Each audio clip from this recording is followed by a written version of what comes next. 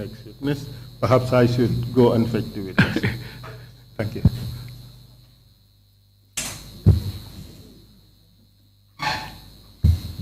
Sagar would volunteer. Thank you. Yeah.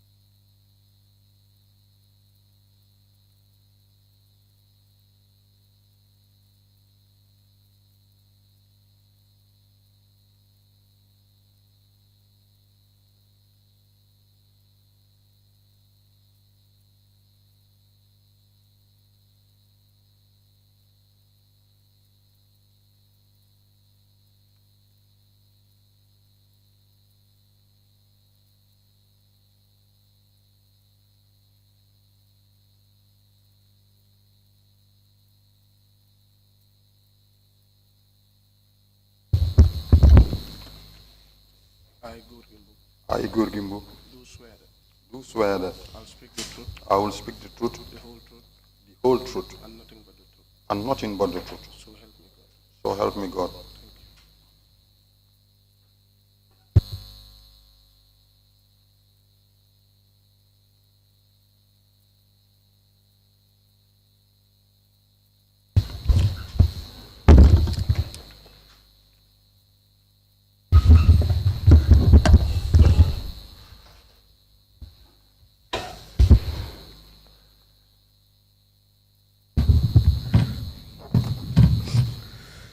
Good morning, Mr. Mboob.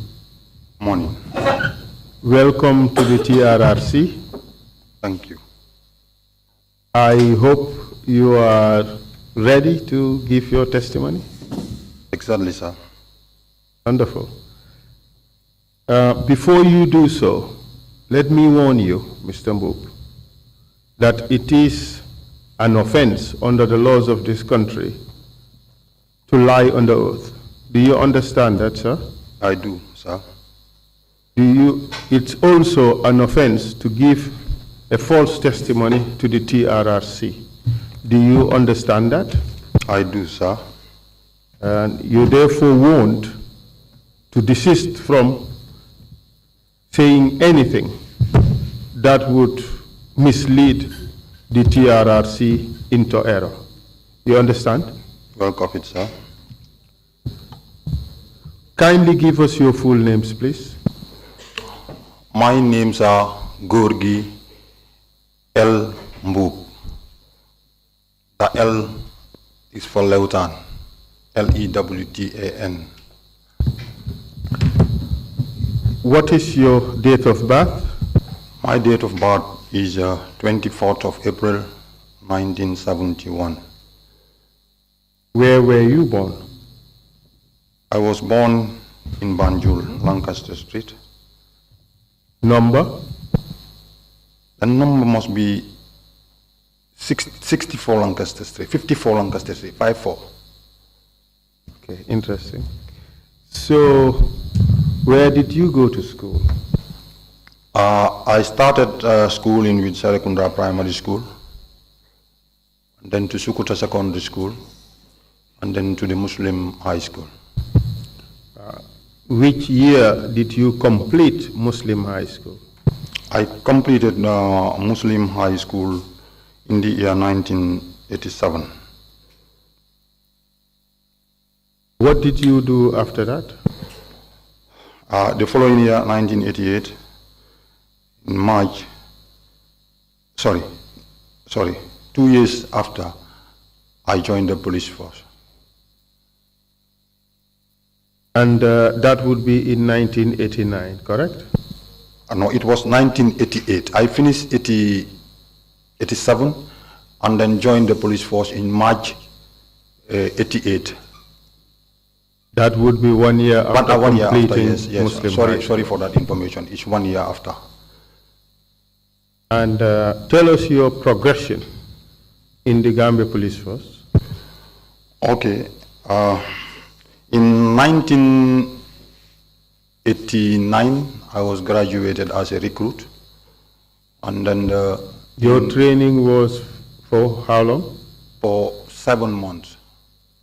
For 7 months, and then later promoted to the rank of first class in the year 1993, first class constable, I mean, to year 1993, and then to the rank of corporal in 1995, then to the rank of sergeant in 2004, and then to sub-inspector in the year 2006, and then to chief inspector in the year 2008, to assistant superintendent of police in the year 2009, to superintendent 2011, to chief superintendent of police 2015, and to assistant commissioner of police, the current rank I am serving in this year 2019,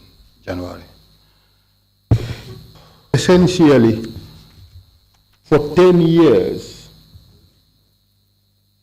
you are a corporal. Please say it again. For 10 years? From 1993 Yes. to 2003, Yes. you did not rise beyond corporal. That's true.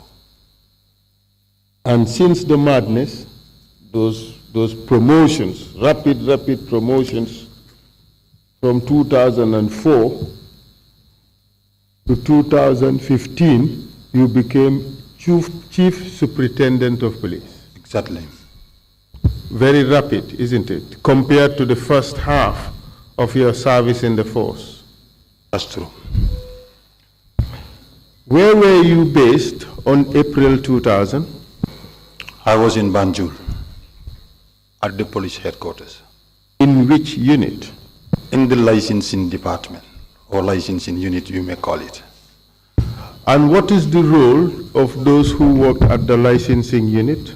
At that particular time, my role was to register vehicles as well as updating vehicle registration files. And on April 10, 2000, that was still your job, correct? Exactly. Kindly tell us what happened in the morning of that day. Okay. In the morning of April 10th, 11, it was around 9:30 when I was in my office, in the licensing office in the police headquarters. There was an RSM. When we say RSM, we mean a regimental sergeant major who was in charge of the personnel. He was a man in charge of discipline, fall in and fall out. He blew his whistle and called fall in. And then this one, it was a general fall in. Everybody at the headquarters should report to the parade ground.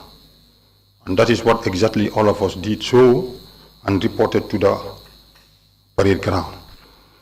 Then he, RSM Jaju himself, stood before all of us and addressed the parade. Do you know RSM Jaju's first name? Yes, exactly. Sorry for not telling you. It's Kajali Jaju. Kajali Jaju. Proceed, please. Okay. When he appeared before people, he briefed us that there is an ongoing riot in Serekunda. If you may allow me, I will use the terms he was using because he was not very fluent in English. He usually speak Aku.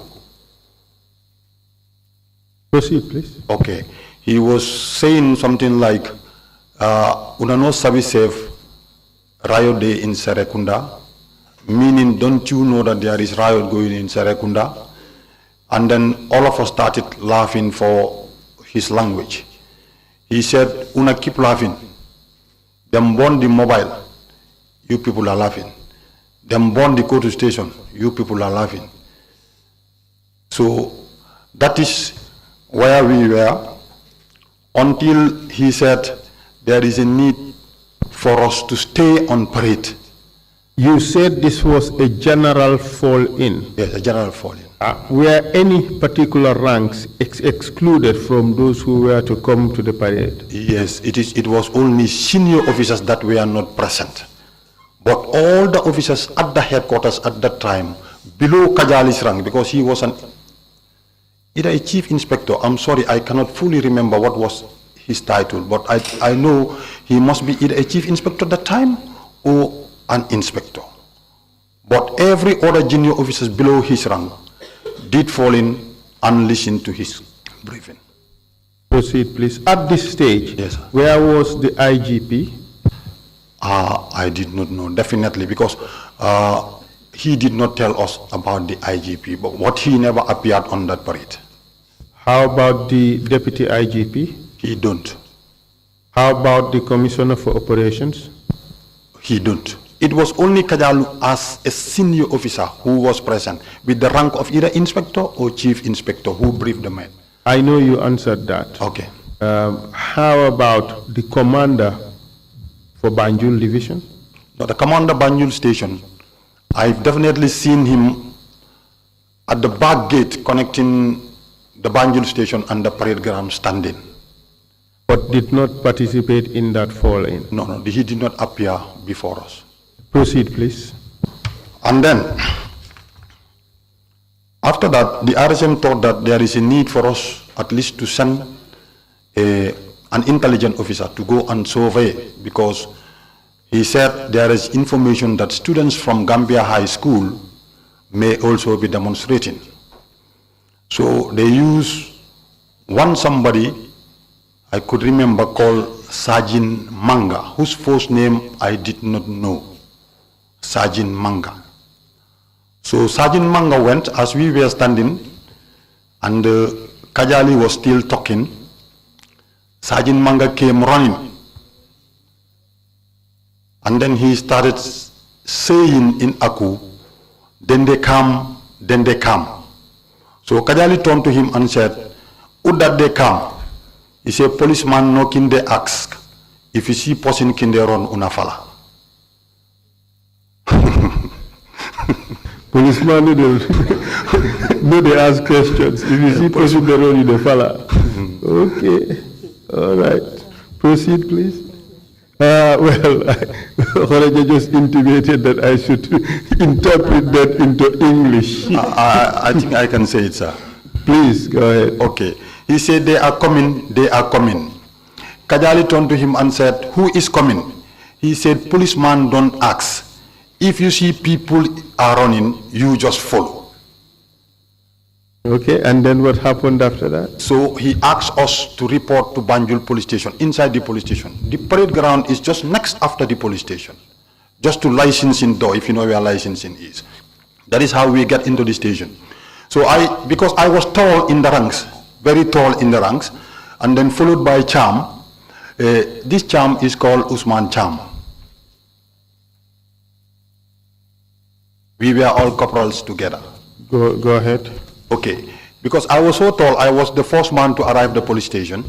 There we found Superintendent J. Shaw, who was the officer commanding Banjul division, standing. Sorry.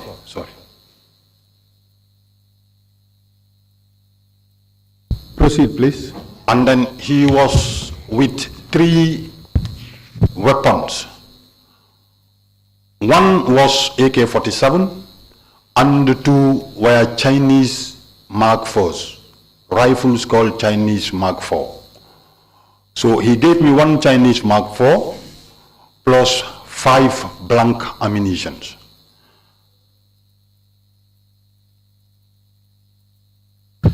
Commissioner Gay Shaw. J.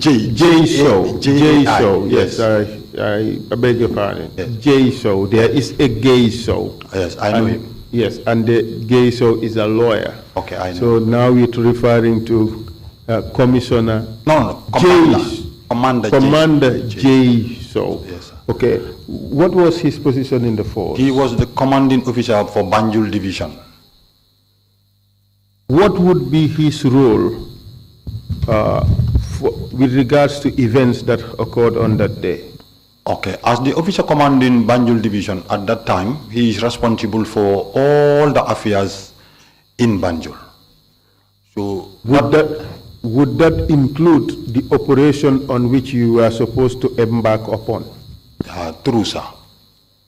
So, just as a preliminary, before you go on operations to deal with riots, what should normally happen? There should be a briefing. And what should that briefing entail? Tell us actually what is happening on the ground and how do we go about it on the ground. And what do you mean? Is there a technical term about the technical term would adequately describes what you just said, how to deal with things on the ground? Exactly, sir. What is the technical term in police language? Okay. It should have been, in which formation are we going to face the mob? What should be our rule of engagement? And then how to disperse the mob. Essentially, there should be what is known as operational orders. Exactly. On that day, were you given operational orders? None, sir. Were you briefed as to what to do and how to do it? No, sir. Okay, if I may come in, the only time he asked us how to do it was when he gave us weapons, rifles for that matter, and then ammunition. That's the time he told us to go out and scare them. That was the only order he gave us. Who said that? JSO, Superintendent JSO. So JSO actually physically issued the weapons? Is that what you say? Hand in hand. How did he select the people to whom he issued the weapons? The way we entered, because as I said earlier on, I was the tallest in the rank, so forced to cough and get into Banjul station. So when I entered and found him standing, there were weapons lying down on the table, and these ammunitions were directly in something like a cloth, a bag made of cloth.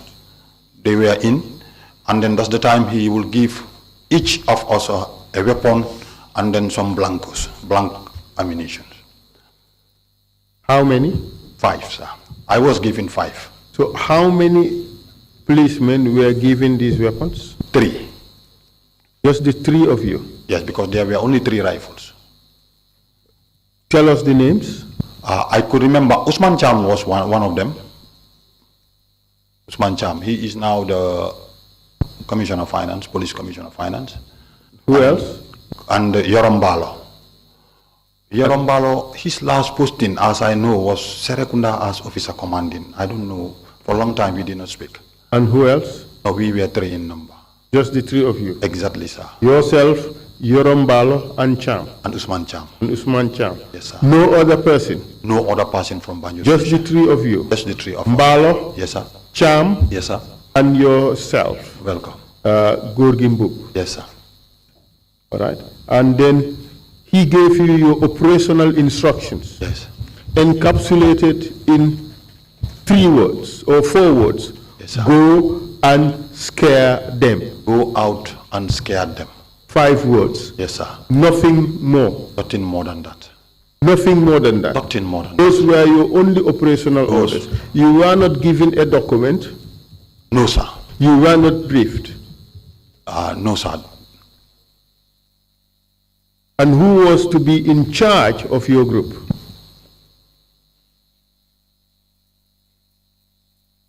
Sorry, I don't know the regimentation. I was a couple. Cham was a couple. Mbala was a first class. So I don't know, me and Cham actually, who is the most senior, because we are not from the same batch. Neither he came from the gendarme, as I know. So I cannot know who was the senior man. So the 3 of you, you left the place not knowing who was in charge of your small group. Exactly, sir. Proceed, please.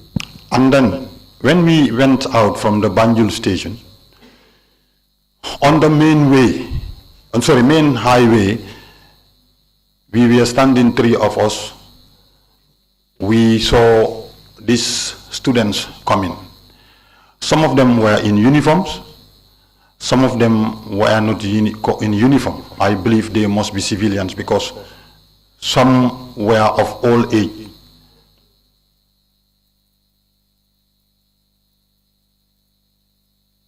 Proceed, I'm listening. And then, as they turned facing towards the police headquarters, they were all shouting death to the fire service. In Wolof, tey dañoo rey fire officers yëpp. They were coming in a large group. So we all opened fire straight up. It was all of us who opened fire, and then they dispersed.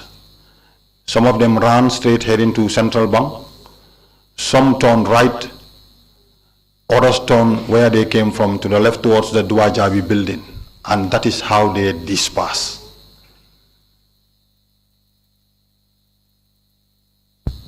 Yes, proceed. Okay. Immediately they dispersed.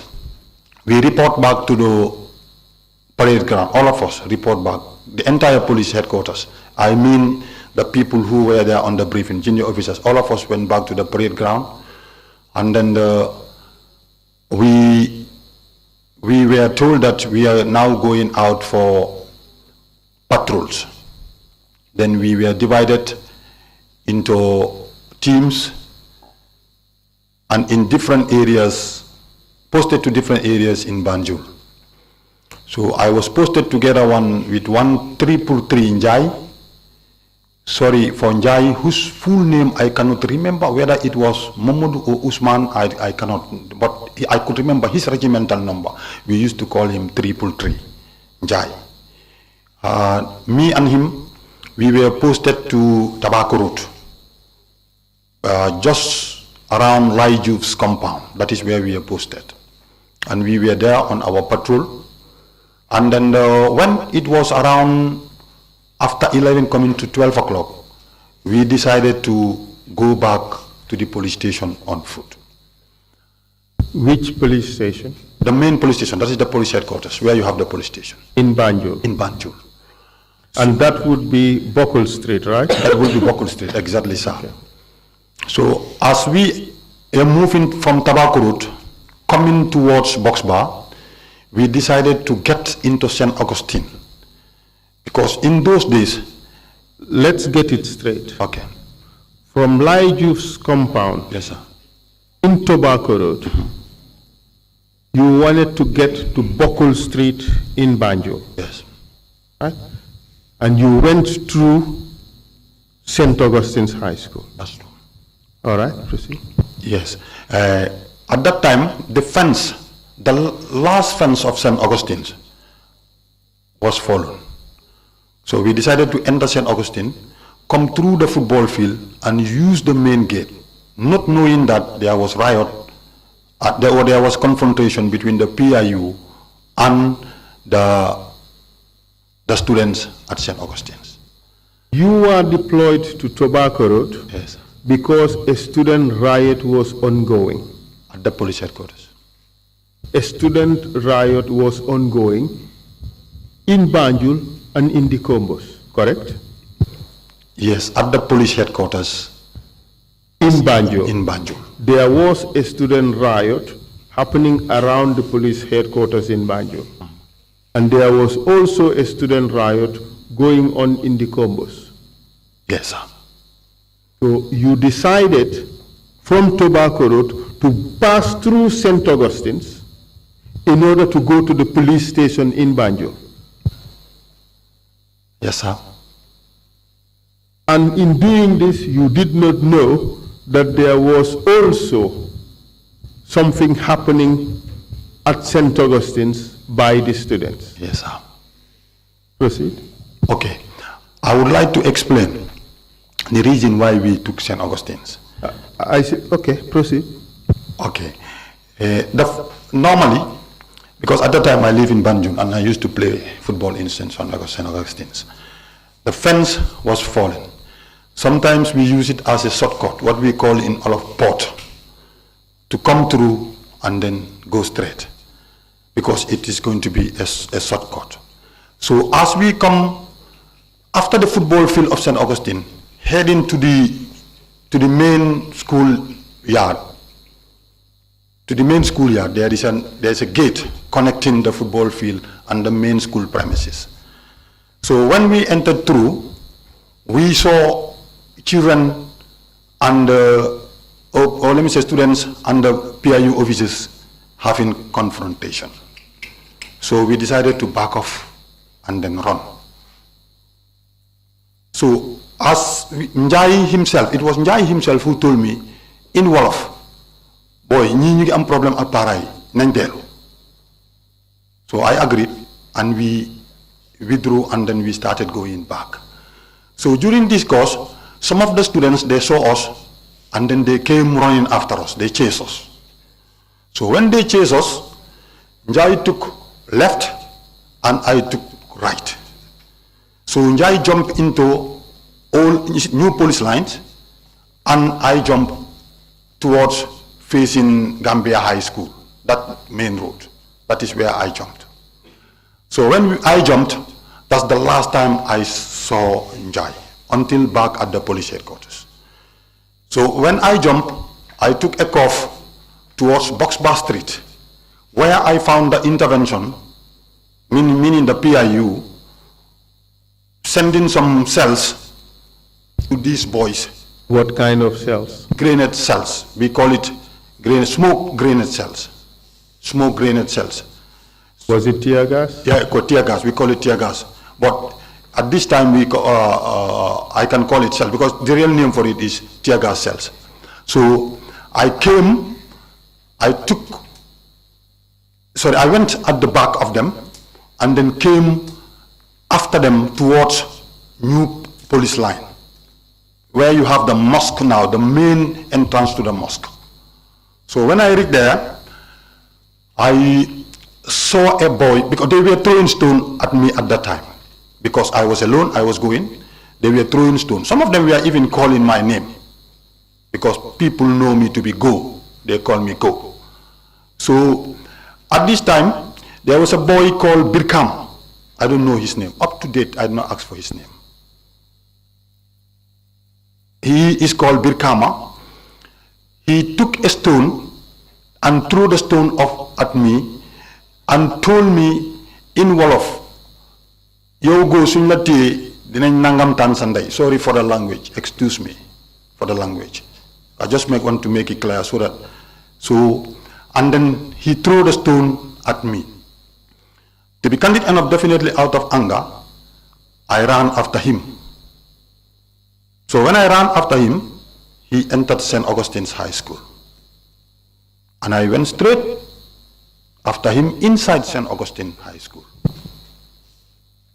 So inside St. Augustine High School, before he took a bend, come a man. A bend where? On the right. St. Augustine's? On the right. If I should face St. Augustine. Okay. Where, through which entrance in the St. main Augustine's? Entrance. The main entrance. The main entrance. Yes, sir. The main entrance is by the main building facing Box Bar, isn't it? Exactly.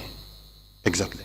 So he came through that entrance. Exactly. Okay, where did he turn? Okay, as I am facing you, he turned on the left. Did he enter the school building, the entrance to the school, the main building where the offices are, or he did not? No, he did not. So he went left, towards the class block. Exactly. That is on the far right. That is on the far right. So this is where a man in mufti, who I later identified to be Mr. Sabally because I didn't know him before. That is where he camped, and then he was trying to stop me. So where did that event occur? Is it before you reached the classes, or did it occur in the main schoolyard? It occurred in the main schoolyard. So you have chased this guy. He went to the left, you chase after him, and until you arrive at the building on the right-hand side, you must have turned right and then run into the main yard of the school. Towards, yes, the main yard of the school. Towards the basketball court, I would imagine. No, we did not reach that place. You see, just at the main door, if you enter inside, I think the church, as I am facing, the church must be on the right. Looks like a church, and yes, there is another classroom block. Yes, but as you enter, you are facing a building. Yes, but there is a ground there. Yes. There is a ground. So that is where I met with Sabally. Okay, proceed. That is where I met with Sabally. So it means that, therefore, that you met with Sabally as soon as you were entering the school? Yes, I just entered, and then he also came to block my way, not to get this boy. And then, when he entered, he tried to stop me, opening his arms. Proceed. Okay, opening his arms. I tried to dive, and then he was like getting me that way. And then I punched him. You punched him? Yes, I punched him. With your fist? Yes, I do. Right. And where did you hit him? I could remember. Sorry, Esa, sorry, Council. I don't want to tell lie, because it is about 20 years back. I cannot know exactly as of now where it landed. I can only agree with you that I punched him. Okay, you punched him, and yes, then what happened after that? When I punched him, he withdrew back, and then I took the rifle and then hit him with the rifle. It was not a butt stroke. I hit him because... Can you demonstrate how you hit him with the rifle? Okay, let's assume this is a rifle. I hit him that way. Butt stroke is this. So I hit him this way. Where did you hit him? Where did you strike him? On the sides. On the side. Yes. At this stage, we'll come back to that. And then what happened after that? And then, when I hit him, he fell. So when he fell, I kicked him. I kicked him multiple times, maybe 2 or 3 times. And then, this is how... Let's get that. You first punched him. Yes, I punched him to one. Yes, but a punch would normally happen on the upper part of the body. Wouldn't you agree? Wouldn't you say so? You can't punch the person on the lower part of the body. Mr. Council, let me be very, very fair with myself. Definitely the punch where I landed, up to, a punch can land here, it can land here. I can say the truth that I punch him, that is true. I said the upper part of the body. Yes, it must be in the upper part of the body, maybe from here to here, that's true. All right. That's true. Okay. After punching him, you struck him with your rifle. I hit him with my rifle. Yes, and then he fell down. It's the same word. I'm not saying butt struck. I'm saying you struck him with your rifle. Yes, I do. You do. hit him with your rifle. I do. All right? I do. When you punched him, yes, you knew you were doing something unlawful. That's at that time. Yes, I do. You knew it was unlawful. It was unlawful. You struck him or you hit him with your rifle. You also know that that was unlawful. True. At what stage did he fall down? After hitting him with the rifle. He fell down. Yes, sir. You know Mr. Sabally is a big person. Yes, sir. He is almost as big as you at that time. No, he was bigger than me. Could you stand up, please? I am here. He was bigger than you. He was very big by Gambian standards. I was not to this size at that time. I know Mr. Sabally. I also went to St. Augustine's High School. We all know him. He was, in fact, the physical education master. You may be seated. He was also the physical education master at St. Augustine's High School. Okay. Wasn't he? I don't know what his role was at the school. But he was a very strong and very physical person. Yes. So for him to fall down from a knock, it would have to be very heavy. Correct? Yes. Because I hit him on the sides. It was a heavy blow. Yes. You also know that was unlawful. Exactly. And he fell down. Yes, sir.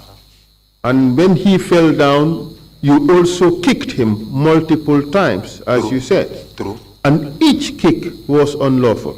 Exactly. You maltreated him. At that time, yes. Proceed, please. Okay. And then that is where I saw all the students. They were coming in full force, some with stones, and then they started throwing these stones at me. Some of the stones landed on me, some did not. So I ran out of the school premises and went and seek refuge behind the PRU officers. So I decided to walk to the old police line where you have the police clinic at that time. Proceed. And then I went to the police clinic and also saw my injury to them because I Where was were you injured? at the back, at my back here, there were multiple stones that landed on my back as well. And then they gave me some little medicine and I proceeded to the police headquarters and reported my story. And when you reported your story at the police headquarters, what you had to say needed to be recorded. Wasn't that the case? Exactly. Was it recorded? It wasn't. Why didn't you ensure that it was recorded?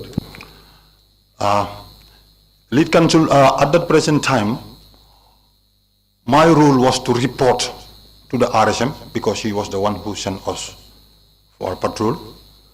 And that is exactly what I did. I reported to him. I told him what has happened at St. Augustine High School. And then he asked me to surrender my rifle and then report to my office, of which I did. And then we were there on standby. Can I continue? Please, proceed. Okay. We were there on standby and we spent the rest of the day up to the following morning. And then we are like standoff and then we went home. So essentially, you did not have your injury recorded by the police? No, they don't. That's true, they don't. You said earlier that it needed to have been recorded.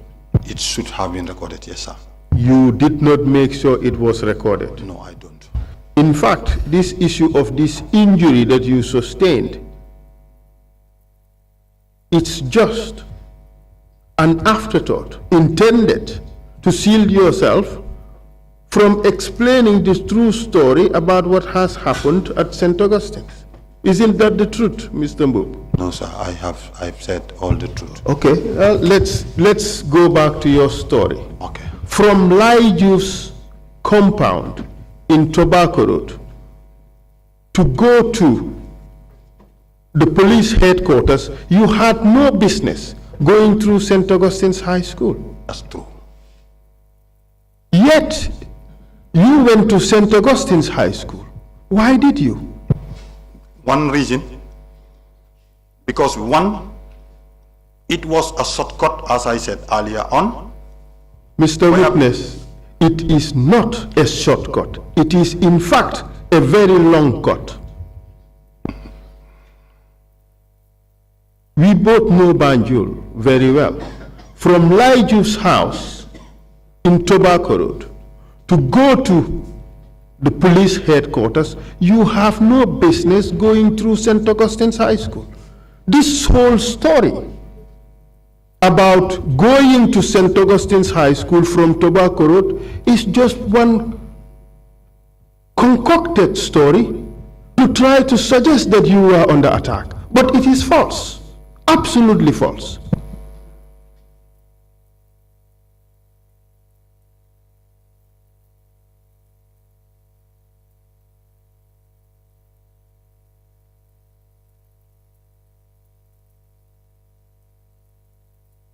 It's obvious, isn't it?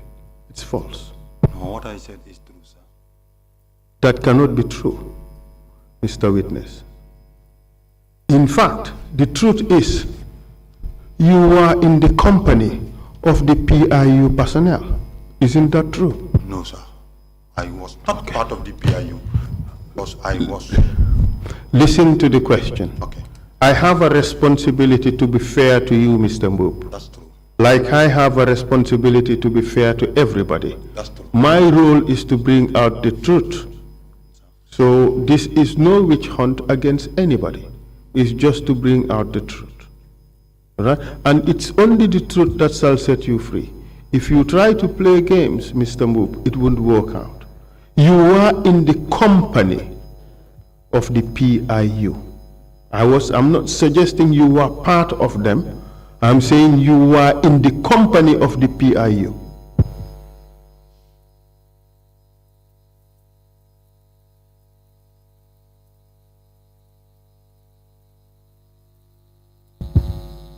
You decided to attack St. Augustine's High School on your own.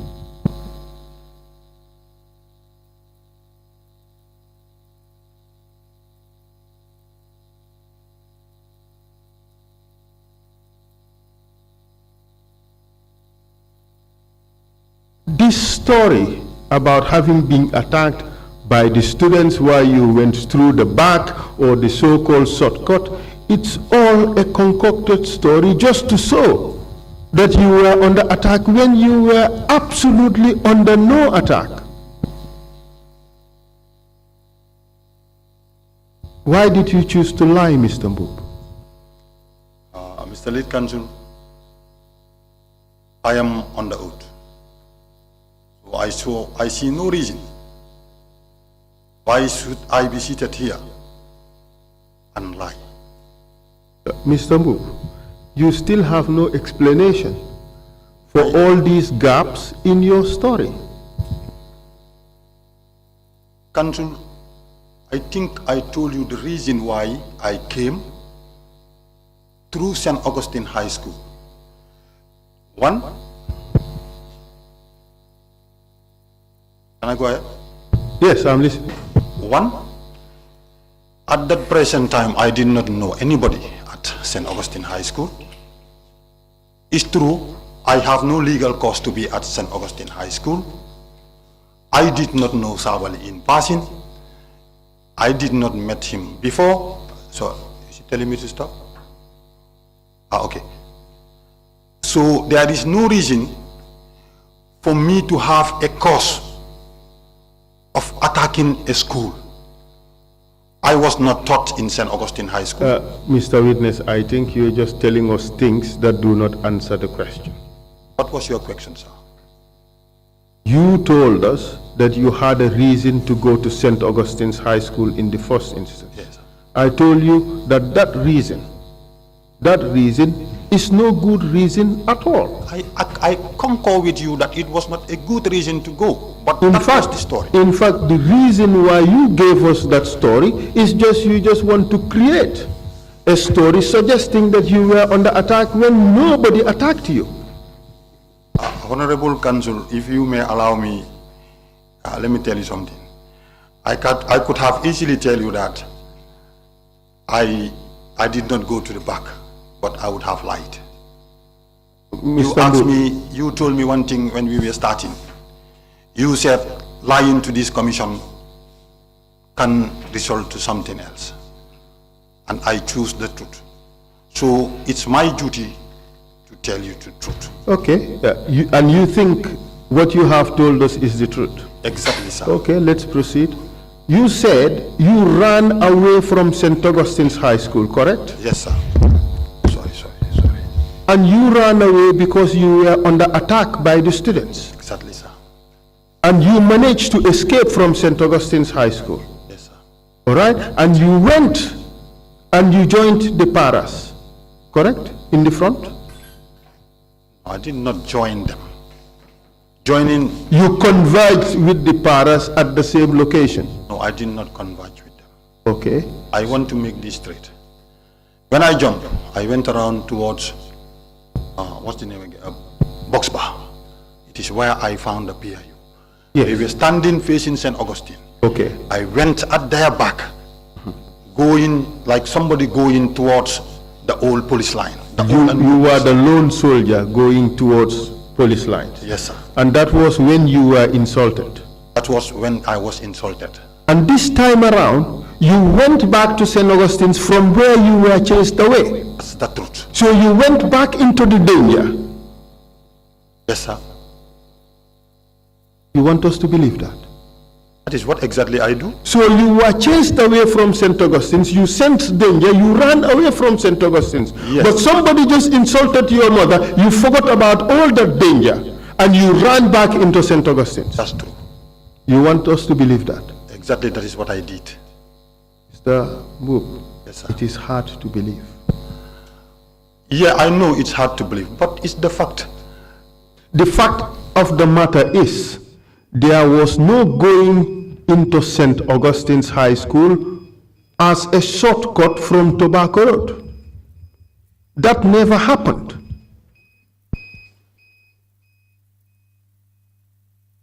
Tell the truth, Mr. That's Mboob. the truth, Mr. Lead It Counsel. never happened. That's the truth, Lead Counsel. Remember, Mr. Mboob, you had given a statement before, didn't you? I do. Now let's do it this way. You have given us a new statement, correct? I do. Let's take a look at that statement, and I want to put it in evidence.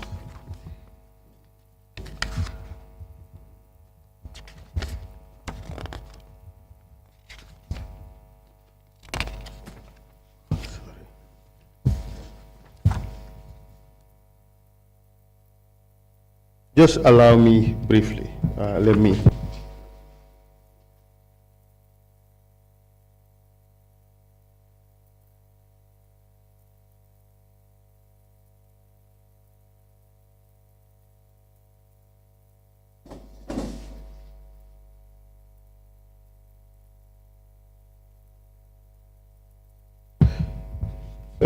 Mr. Chair, if the witness confirms that that is his new statement, we would ask that it be exhibited and marked Exhibit 84.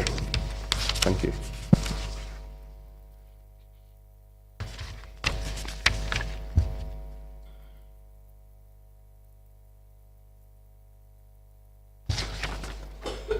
Exactly. That's your new statement. Exactly. Could you pass it on to the chair, please?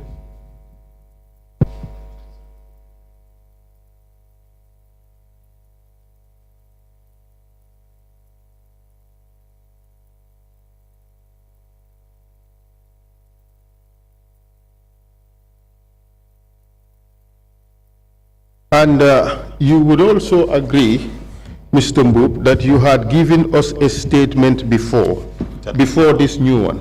Exactly. And in that statement, before you gave that statement, you were warned by the investigators that it is an offense to lie to the TRRC, weren't you? Exactly. And in spite of that warning, you lied to the TRRC, didn't you? I don't. I am telling the truth. I am saying Yes. that in spite of that warning, you gave the investigators a false statement. I I omitted some certain things that I rectified. Mr. Mboob, it was no omission. You gave a false statement to the TRRC, didn't you? No, it was not a false statement. I omitted some certain things that I include in this new statement. Okay, let's go through it and see whether it was an omission or whether it was a false account.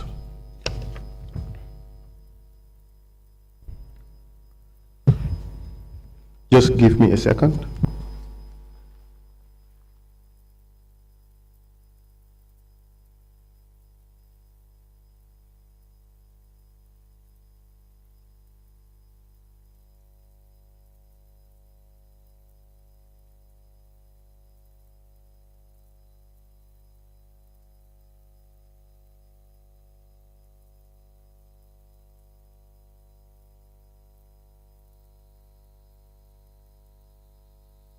Okay. This is the account you gave to the investigators before. Yes, sir. And this is paragraph 5, and I will read it out. I was assigned to Tobacco Road area with one officer called 333 Njai, whose first name I cannot remember. The two of us were dropped at Tobacco Road, Tali, Laijuf, around 11:30 a.m. I and Officer Njai entered St. Augustine's High School through the back door with the intention to take a shortcut and arrived at Boxbar Road after patrolling our beat quietly and heading back to the police headquarters. As we entered St. Augustine's from the football field up to the first classroom block, we saw a group of students throwing stones at PIU officers outside Boxbar Road.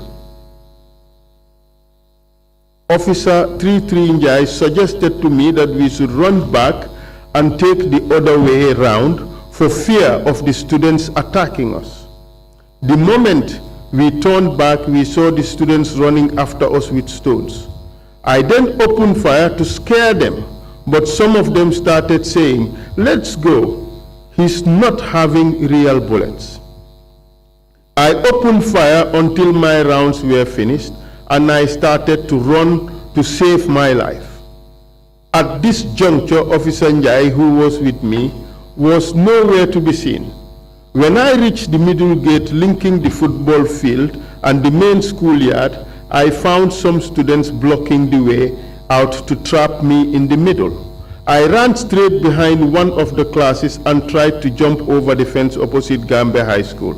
As I hold the fence to jump, some stones started landing on my body. A man in mufti, later identified as Mr. Sabally, got to one of my legs, right, and starts pulling me down. I got down and hit him. That story is false, isn't it? It's false. And this is a story you gave to our investigators, correct? I do. And it's an offense to lie to the TRRC. I did not lie. This is false. It's false. And therefore it's a lie. I have a reason. Answer the question. It is false and therefore it's a lie. I have a reason for it. Mr. Mboob, Yes, sir. do you agree or do you not agree that this false statement is a lie? If you say it's a lie, it's a lie. No, not that I say so. It is because it is a lie.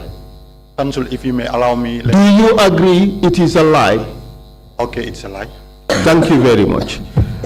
You gave a statement to the Commission of Inquiry, didn't you? I do. And you gave them a false story. Yes, that one is a false story. So you have lied twice about this matter, didn't you? I can confirm lying once. And you lied to our investigators. I did not lie to them. I make an omission of my statement. What is the omission? That I was jumping over the fence when Sabally got one of my legs. But that was a lie, wasn't it a lie? It was an omission because it is nearly 20 years back. I cannot remember so many things now. okay, let's dissect this. Okay. Omission means something that you leave out. You agree? Yes. But this is something you put in. So that cannot be an omission. It's like I put the cart before the horse. No. No. Danga khorom affaire gi. You lied, didn't you? Okay, sir. You agree you lied? Yes, sir. So you lied twice. Yes, sir. Are we good to proceed? Are we good to proceed? Okay, all right. Can we proceed or you? The cameras are on, they're good. Okay, thank you. So Mr. Mboob, Yes, sir. you've been packaging this story. You've been packaging it in a way to accept the violation, but to package it in a way that, you know, you would draw sympathy to yourself to show that you were under attack when you were under no attack at all. And that is why you cannot explain why you had to run away from St. Augustine's because of fear, but had to run back into St. Augustine's because somebody said something you didn't like. It doesn't add up. That was a lie. Council, the issue of coming to St. Augustine from the back is the whole truth. And then the issue of getting into St. Augustine as a result of chasing Birkama is the whole truth. I agree with you that jumping over the fence and somebody got into my legs was not true. And I decided to tell you the whole truth.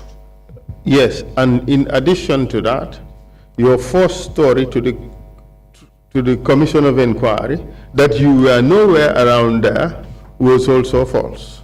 It was cooked. It was cooked up. Yes, sir. That's true. So you have lied twice about this subject. The first one, as I said, it was not intentional. It was accidental. You lied accidentally. It was not accidentally. Okay, so what was it? It was not accidental, it was not intentional. What was it? Honorable Council, there are things that we call mistakes.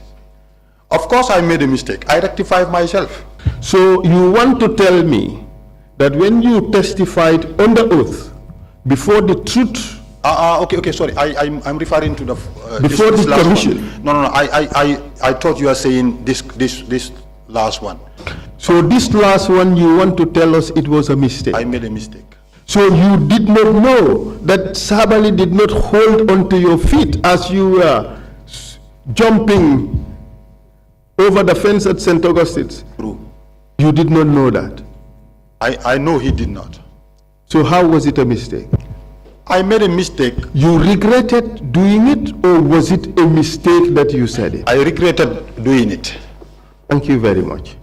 So what I want to do now is to remove all the lies from your evidence so that we'd be left with only the truth. Okay. Do you agree? Yes. And let's do it simply. All right? Okay. When you attacked St. Augustine's High School, you were under no attack at all. No, sir, that one I was under attack. That one I was under attack. So when you chased Yes, sir. Birkama Yes, sir. into St. Augustine's High School, you were under attack. No, I was not under attack. Precisely. This is the question I asked. That when you entered St. Augustine's High School, when you attacked the place, you were under no attack. There was no threat to you. From the first time, you mean? From the first time I was coming from the back? The story about coming from the back, do you still maintain that as true? Honorable Council, that was the truth. And I said I am on the oath. So at the back, when you entered, you tell us that you were being pelted with stones. Exactly. And you felt so much fear that you had to run away. That's true. And at that time, you were 2 officers with guns. No. I was with a gun. 2 officers with 1 gun. I was with a gun. Njai didn't have a gun. No. I was the senior man. Njai was a junior man. I was handling the gun. Okay. So the 2 of you, yes, sir, you decided to run away because out of fear. Exactly. And you alone decided to go back in. Yes, sir. And this time round, the fear has disappeared. Yes, because of something, sir. Just because the person insulted your mother. Exactly. And all the fear evaporated. Exactly. You want us to believe that? Yes, somebody insulted my mother, which should not have happened. Okay. Let's hear the story of the officials from St. Augustine's High School. They have a completely different take about what has happened. Okay. And in fact, do you know that the PIU officers said that they were with you? I was not with them. Okay, let me read it out from the statement. Okay.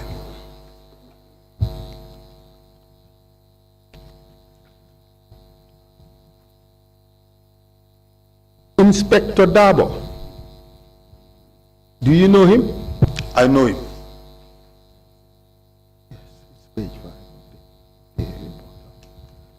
Mr. Chair, I am reading from Exhibit 83.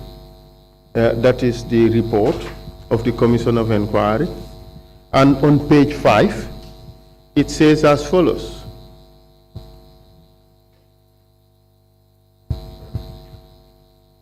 That Inspector Dabo mentioned the names of the security officers with him at the time they entered St. Augustine Secondary School, after initially asserting that he did not know their names. So he changed his false story. And then he went on to say, the names of the men who accompanied Inspector Dabo were Constable Modlamin Fati, Constable Abdullah Ba, First Class Constable Adama Seidi, First Class Constable Modu Cham, Constable Modu Gajaga, and Corporal Goorgi Mboob. That's what he said. And he said so. How many years ago? 19 years ago. Was he lying? He was lying. Okay. But it so happens that you were there, Mr. Mboob. And the interesting thing is, Mr. Mboob, he said that when you denied to the commission that you were not there. Let me read out what you said to the commission. I read the paragraph before that on page 5. This is what you said to the commission. Police officer Goorgi Mboob also testified before the commission, and he said he had excuse duty on 10th but was on standby. He was on his way to the polyclinic in Banjul. He walked near the St. Augustine Senior Secondary School and saw some PIU officers, among whom he could only recognize Inspector Dabo. As the students inside the school were stoning the security officers and booing at them, he asked them to withdraw from the area.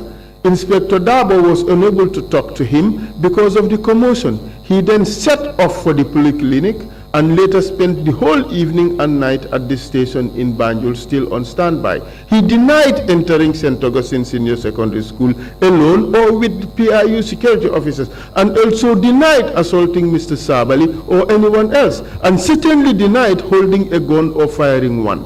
The other officers also denied holding any guns or firing any at St. Augustine Senior Secondary School. This is what you told the commission? True? Yes, sir, that is what I told the commission. And it was a concocted story. Exactly. It was a lie. Exactly, it was a lie. So you lied to the commission that you were not even there. I do. But it turned out, it emerged that the truth is that you were there. I was there, and I told you people here that I was there. Yes, and Inspector Dabo told the commission 19 years ago that he was there with you. You guys entered St. Augustine's High School together. Dabo is not telling you people the truth. So when Dabo chose to speak the truth about himself, that he was there, and to also tell the truth that you were there, you now sitting here, having lied to the commission then, to tell us that Dabo was lying? You want us to believe you? Yes, if you may allow me to explain. Please do. In the beginning, I told you I have never been a PIU officer, so I cannot be part of them. One. Dabo never said you were a PIU officer. He said he went there with a police officer, Corporal Goorgi Mboob. No. Dabo did not go together with me. Of course, he saw me there. That's the truth. He saw me there, but we were not together because they were fighting in a riot mob shape. I was not in their midst. And secondly, Honorable Council, the question of the false story that I gave to the commission then, I agreed with you and told you that it was a false story. And the agreement with me that it was a false story or not is neither here nor there. The important thing is you lied to the commission. I lied 19 years ago. You lied about your whereabouts 19 years ago. Dabo told the truth about where you were.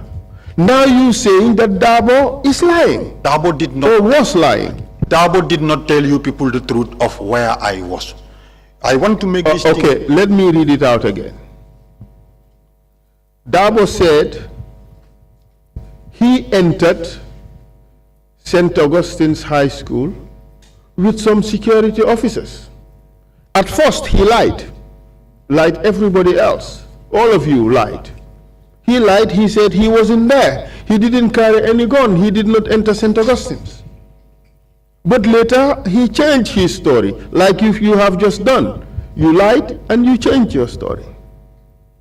So this time when he changed his story, he said he entered St. Augustine's together with PIU officers. He mentioned them. PIU officers? Yes, he mentioned them. Yes. And then he said, and Corporal Goorgi Mboob. He said he entered there with you. You saying that you were there, he was there, but he did not enter with you? What I am saying here, entering St. Augustine is the truth. That is the whole truth. We all entered to St. Augustine, but we did not enter together. This is what I am trying to do. So you were on your own operation and they were on their own operations? Thank you. I was on a routine patrol. They were fighting a mob. I entered St. Augustine as a result of chasing Birkama, but I did not go with Dabo together. Maybe he entered at a different time, but not together with me. He did not say that. He may be lying. Okay. As I equally did before. So you want us to believe you now that Dabo was lying 19 years ago when Dabo implicated you as somebody who entered St. Augustine? Together entering St. Augustine. Yes. That one is a lie. What he actually did, I don't know. But entering together with me, that one is a lie. Okay, let's listen to what was told the commission by those at the school. Yes, sir. According to Reverend, Mr. Chair, I'm reading from page 3. According to Reverend David Jaju, Vice Principal of St. Augustine's, he was standing near the gate of the school, not far from the road, when one of the PIU, Inspector Dabo, approached the fence and started telling students who were up in the corridor of one of the buildings to go away and into their classes. Father Jaju told him that if he wanted to talk to the students, he should do so through him. The students did not leave the area. After a short while, one of the officers who was with Inspector Jaju jumped the fence of King Fahad Mosque, which is just opposite the school, and launched a gas canister. The launch was abortive, according to Reverend Jaju, and the students up in the corridor of the school building started jeering at and taunting the officer, whereupon PIU officers and one police officer who was with them, and later identified as Goorgi Mboob, got angry and told Father Jaju that since the students has refused to go into their classes, they would get them out.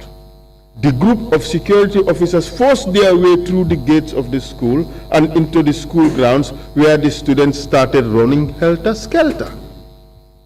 This was the story of the vice principal of the school 19 years ago. You telling us he was lying? For one thing that I know is that I was not part of the PIU riot platoon.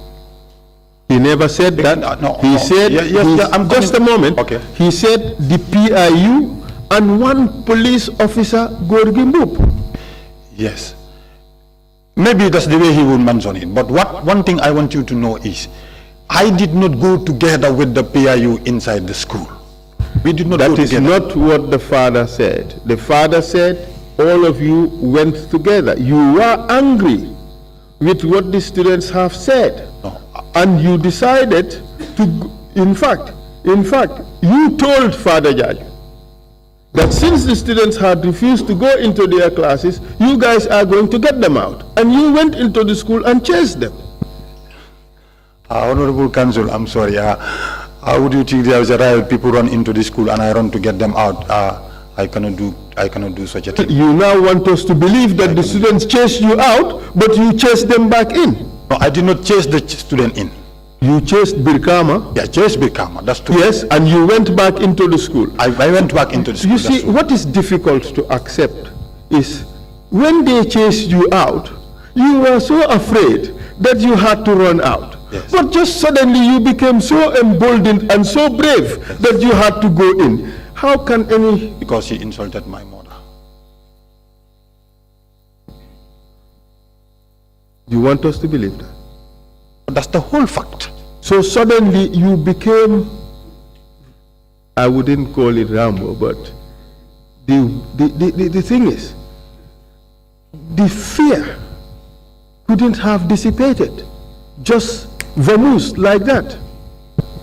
Yes, because there is a cause. The truth, Mr. Mboob, is that you stood there and had a conversation with the school principal, vice principal, Father Jaju. No, sir. And he identified you as a police officer with whom he had a conversation. He's lying.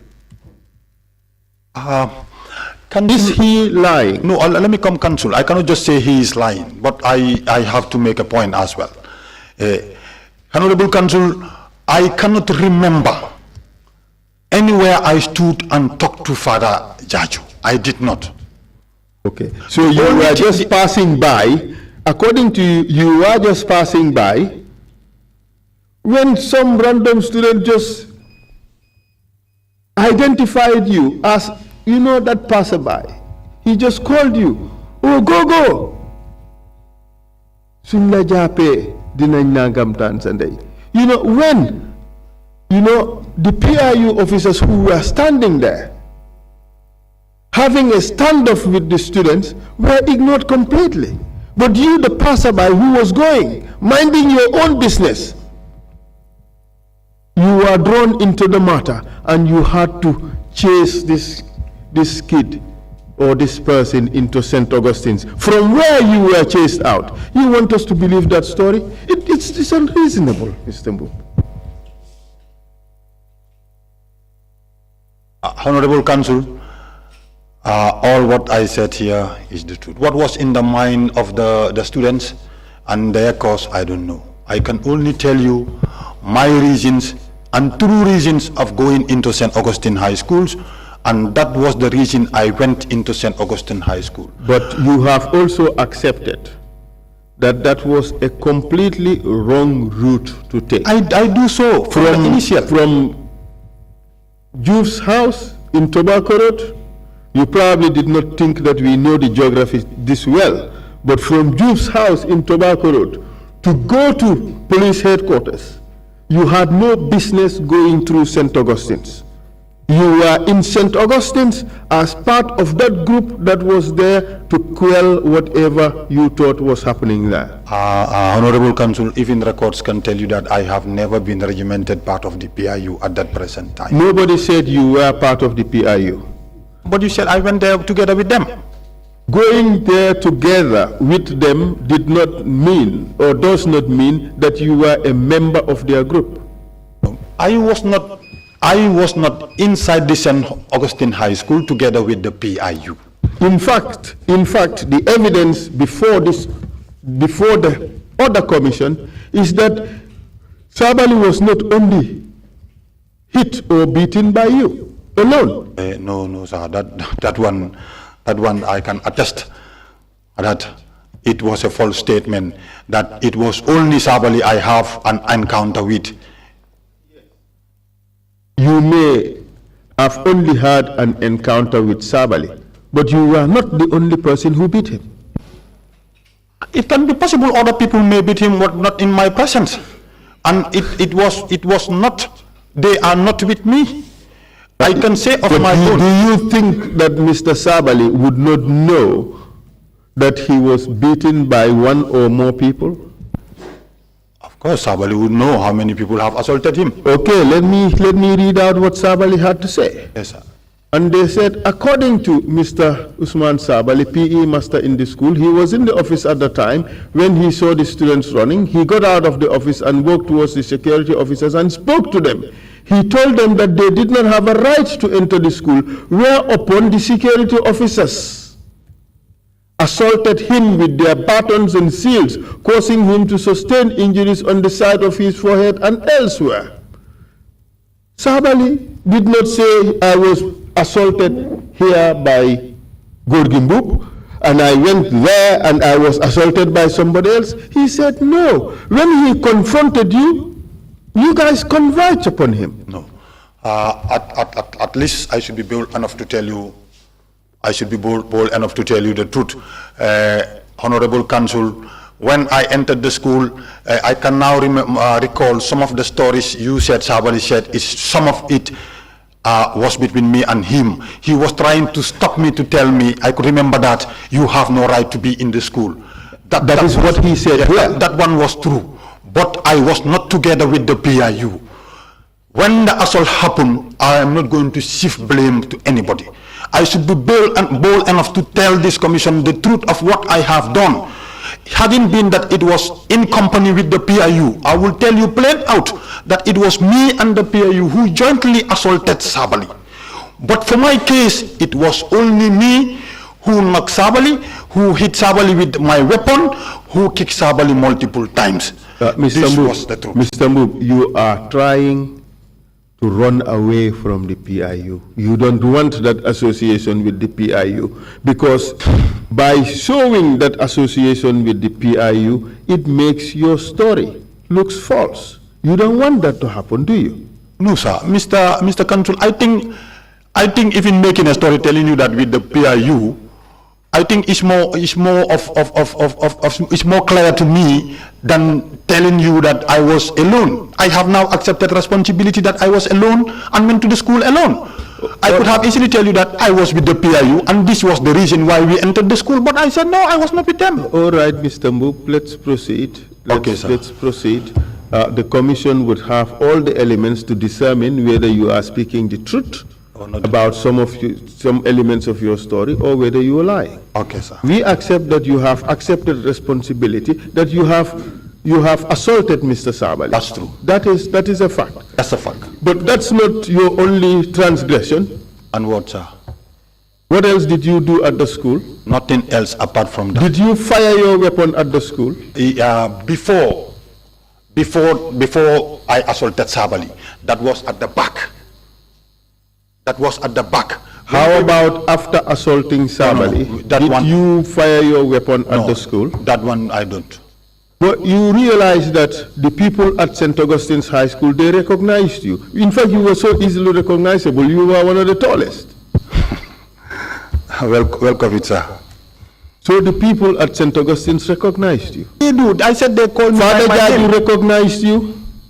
Usman Sabally recognized you. And the witnesses who testified before the commission of inquiry, they recognized you, didn't they? Yes, there are students who recognize me because I was living alongside others. Okay. So let me read out to you what else was said about you. Go ahead, sir. They said 2 security officers, including Goorgi Mboob, who was on general duty. On general duty, yes, sir. He knelt in front of the school hall and aimed their guns at the hall and Father Murphy's house. They fired shots, some of which broke the glass of the hall door and injured 3 students, namely Babukar Jagana, Omar Sose, and Ibrahim Adabo, who were later taken to RVH by Father Jaju. 2 of the students were admitted and 1 of them treated and later discharged. That was not true. So 19 years ago, of all the police officers who were there, they chose to lie only about you or against you. All the police officers, you mean, choose to lie against me? No, I am saying that the officers and students of St. Augustine's High School, yes, they chose you, yes, as the person they would lie about. I don't know what is in their mind, but I am... But do you think that you are so sufficiently important to Father Jaju for him to come and lie against you 19 years ago? I cannot say his mind. Whether to him I was important or of less No, important. Mr. Mboob, the Yes, truth sir. of the matter is, you are lying about this because you want to minimize your responsibility. Honorable Counsel, I am not lying. If I had done so, I see no reason why I would have seated here and tell you people lie. Okay, all right, we have seen some of the other lies that you have made. Let's proceed. In fact, let me take you to the findings of the commission. Okay. Nobody believed your story. Okay. Are you surprised by that? Yes, I am surprised.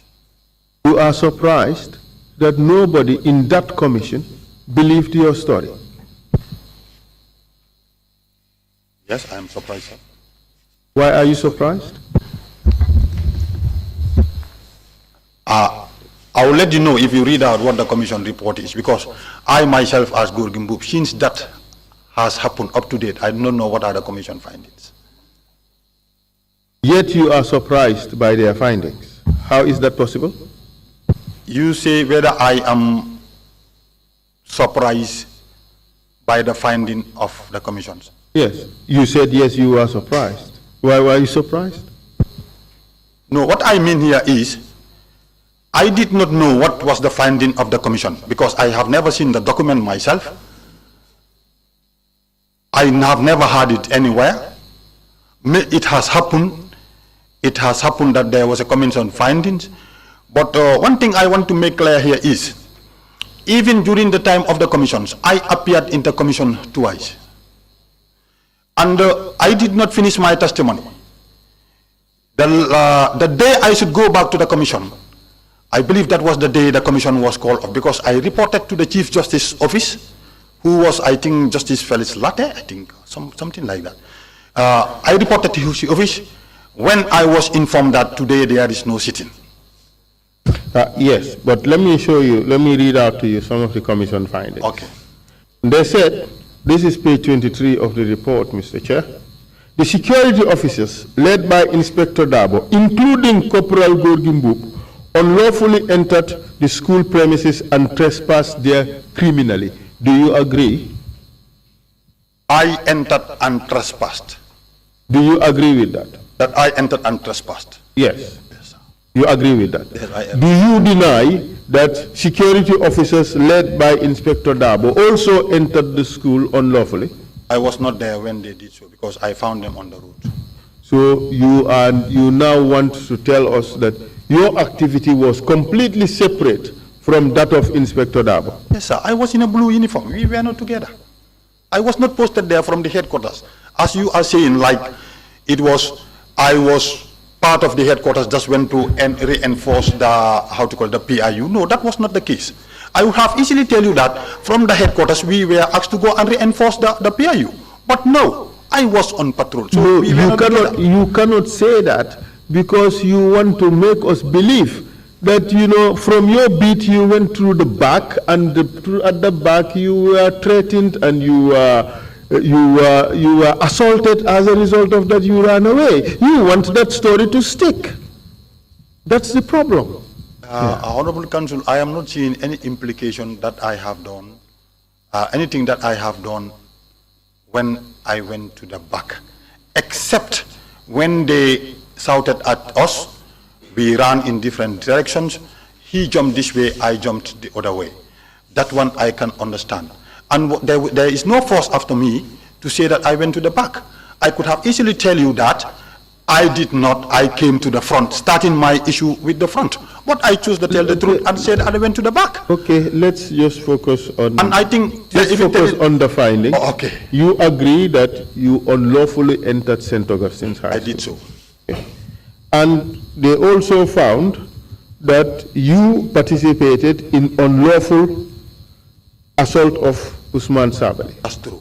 And the evidence before that commission is, in fact, that he was hit with your seals and batons and gun butts. I was not with a seal, neither a baton. I was just with a gun. You see, who was with a seal and who was with a baton? The PIU.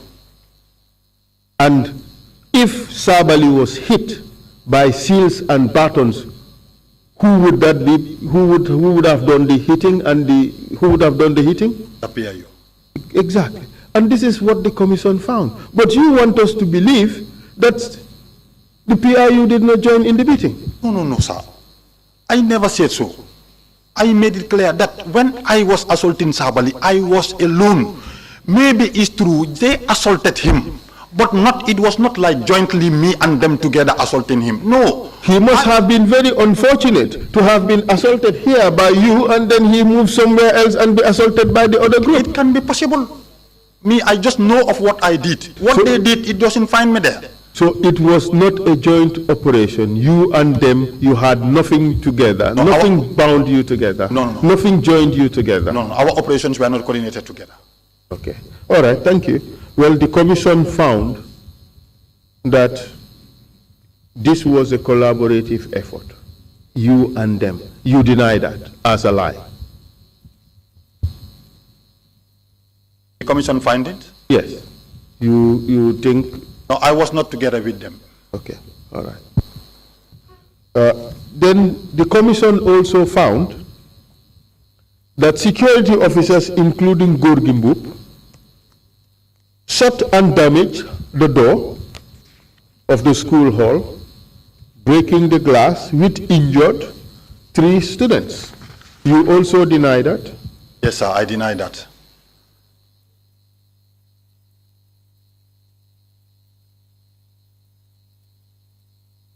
And they went on to say that although Inspector Dabo and Goorgi Mboob both denied carrying guns, and Goorgi Mboob denied being present at the scene, from the totality of the evidence, including the spent bullet that was found at the school, including, sir? The spent bullet that was found at the school, they have no doubt that the group as a whole should be punished for their actions.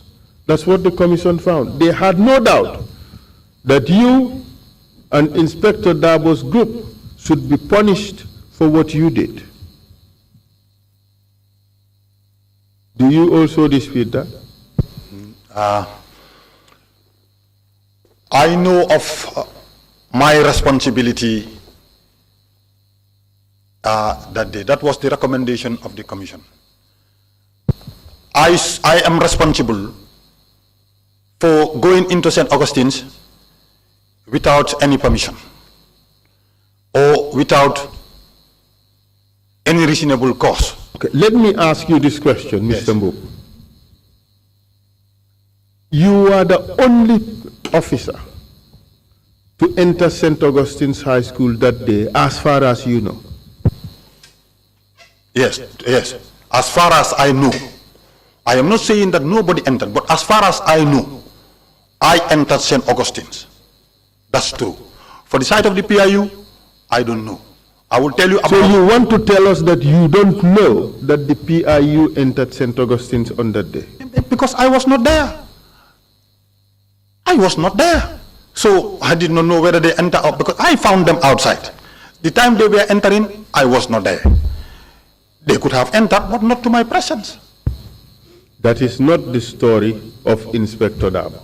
No, I told you here, Inspector Dabo may be taking a cover-up. I'm sorry, I will not say a lie, because he's a superior to me, and then in service we dare not to. I'm sorry if I said so, but that's a cover-up story. Isn't it the case that the entire police force went to that commission of inquiry to give a cover story? The entire police force? All the police officers who testified before that commission went to give a false story, a cover-up.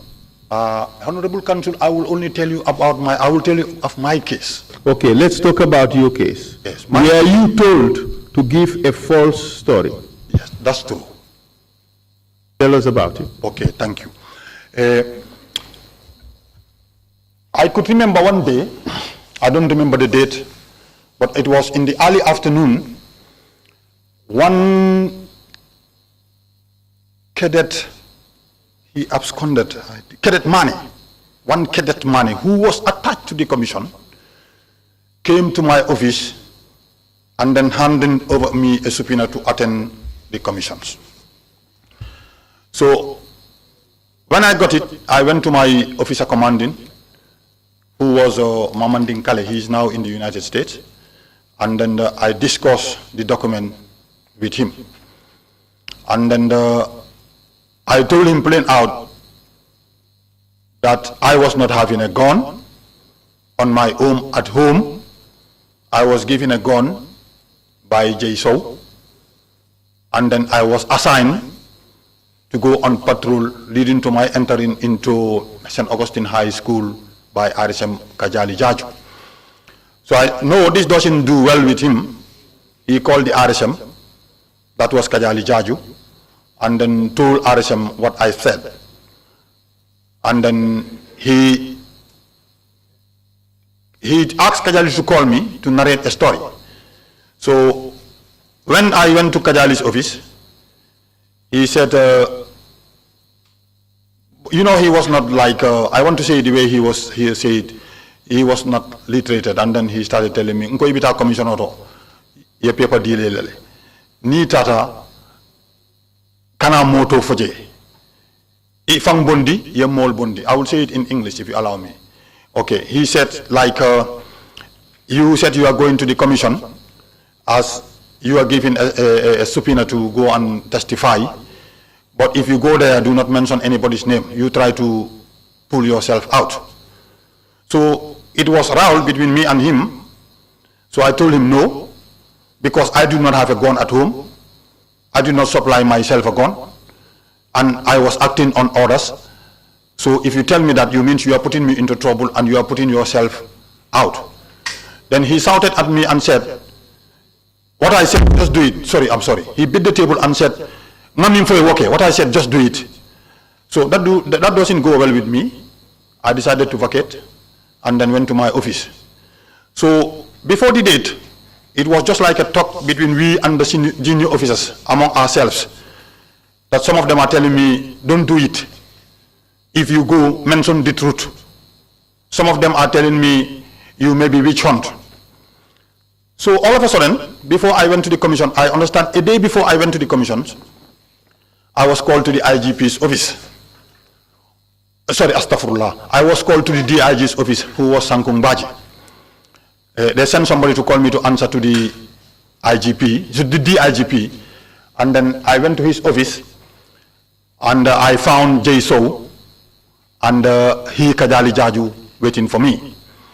So when I entered the office, the DIG, Sankung Baji, said, "Mboob, you are to report to the commissions tomorrow." I said, yes. He said, what is going to be your testimony? I say, sir, I will start it from when we fall in to when I report back to the headquarters. He said, what? Okay, tell me, what is that? So I started narrating, as I narrate here, the true story of what has happened.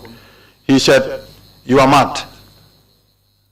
if you go to the commission and then you mention anybody's name, you are in trouble. Go there and try to fabricate a story. Honorable Counsel, I am telling you the whole fact. Go and fabricate a story, but do not mention anybody's name. So, Jason was there, he was there, and this was the Deputy Inspector General of Police. So if I would have mentioned their names, it would be of detriment to me. Maybe I will not be sitting here today to give you evidence of the truth. The commission chair will not know what is the truth today. And what did you do as a result of those directions from the DIG? Yeah, this is what I want to say, or sir. DIDG? Sankung Baji, I think he was the DIG, yes sir. If I am right, he was the DIG. And then when I went back to my office, I just packed my things and asked my inspector to give me leave, who was my station officer, Ibrahim Drame. And then he says, what happened? I said, sir, I'm supposed to go to the commission tomorrow, and then these people are trying to intimidate me. He said, okay, you take God and go. So I went home. So when I went home, I took a draft, a paper, and then draft. I started drafting. If I am right, that late afternoon, till at 12 o'clock, I cannot figure out a correct story. I cannot figure out a correct story. So that's the reason at the end I come up with the sense that, let me just say that I was going to the clinic. Maybe that will look at least somehow a cover-up.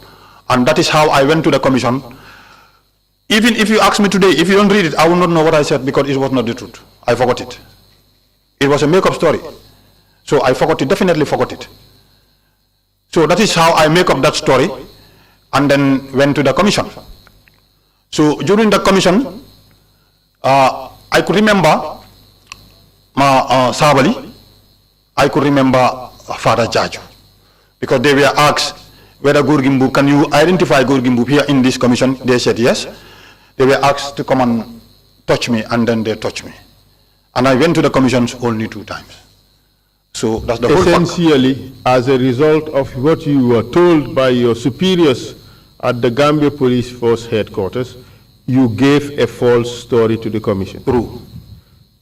Would you say that the police force intended to mislead the commission of inquiry into error about the responsibilities of the police in those events of April 10, 11, 2000? Very well. What do you have to say to Mr. Usman Sabally, whom you badly assaulted? Thank you very much, Honorable Counsel. I have once did, and I will do it again. I could remember sometimes 2010, together we were training in the gym. I don't know whether at that time he recognized me or he doesn't. I found him trained in one of the aisles. I met him, and then I shook hands together with him. I said, do you remember me? He said, no. I said, I am Goorgi Mboob, and then he smiles. I said, Mr. Sabally, I'm sorry for what has happened. He just nodded his hand and said, okay. No, sorry, he said, it's okay. And then he continued training. I was with a friend, and then I started explaining these things to the friend. And I think he was even hearing me. I was telling him that this was Mr. Sabally I assaulted, but I'm trying to apologize to him. He said, it's better like that. But notwithstanding, I will definitely be seated here and say to Mr. Sabally, I'm sorry for what has happened. It has happened, I did it because of anger. And I wish to also extend my apologies, not only to Sabally, but his entire family, of what I have done to Mr. Sabally, and the entire staff and the people of St. Augustine High School. Would you ask members of the police force, especially your superiors, to come out clean about what has happened and stop lying about it 19 years after these events, terrible events have happened? Counsel, let me begin with the the present echelon of the Gambia Police Force. When the day you called me and spoke to me in your office, I went straight to the office of the IGP, the present IGP, Alhaji Mamujo. I went to his office. I said I was called by Council Fall about this. By the TRRC? No. Not Council Fall? No, I have to tell the truth. What I told him is what I am going to say. I said that you were wrong. You were not called by Council Fall. You were called by the TRRC. If you can remember, you called me, boss. You were called by the TRRC. Okay. I told the IGP that I was called today at the TRRC in Council Fall's office to at least talk about this issue of April 10 and 11. And then Council Fall asked me to tell him nothing but the truth, because the truth will set me free. And then he responded, Goorgi, you are a commissioner today. In those days, you are a corporal. You should be bold enough to stand before everybody in this Gambia and tell the truth. And then he even told me, look at Sabally, who has committed series of things, have gone to the commission and told them what exactly he did, and this make him to be a proud man today. Why not you and go and tell them the truth? So I will urge every officer of the Gambia Police Force who took part in the April 10 and 11 events, not only the police, but even soldiers and any other person, to come forward and say what is the truth, because I believe that truth shall set us free. No further questions, Mr. Chair. Your witness. Thank you, Counsel, and thank you, Mr. Mboob. Before I turn to the commissioners, if you can just clarify one small point you made in your testimony. You had said that when you were told by your colleagues that you shouldn't name names, they said to you, don't do it. If you do it, they would witch hunt you. What does that mean? I know at that present time, if I should have come to the commission and call anyone's name before I reach the headquarters back, I will find my dismissal letter waiting for me. That is obvious. That is obvious, that is the truth. So hence they are sitting at that senior capacity and ask me not to mention their names. I have no choice, no alternative, because I was very vulnerable. There was no help around me, so I could have only made a fake story and presented before the commissions.